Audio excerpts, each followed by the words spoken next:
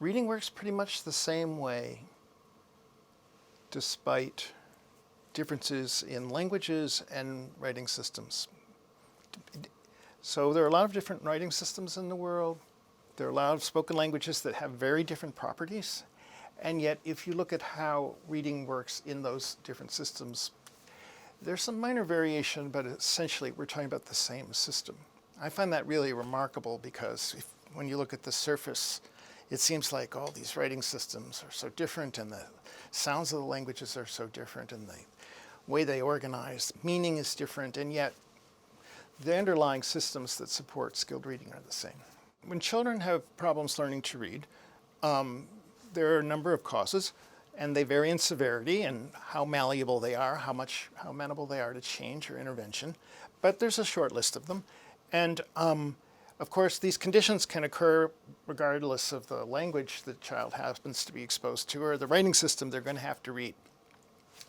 Reading difficulties are caused by the same problems universally.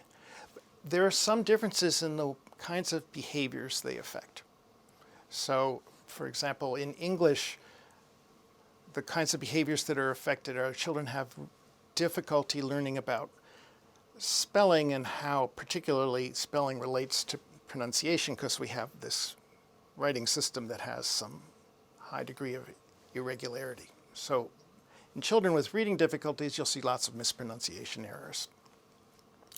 In writing systems where the spelling and the pronunciation are much more systematic and have fewer exceptions, the problem isn't learning how the spelling relates to the pronunciation.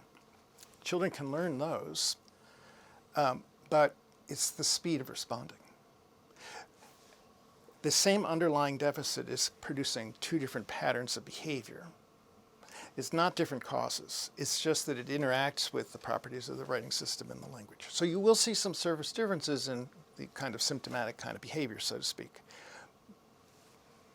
But that's pretty well understood, and it's coming from common underlying causes.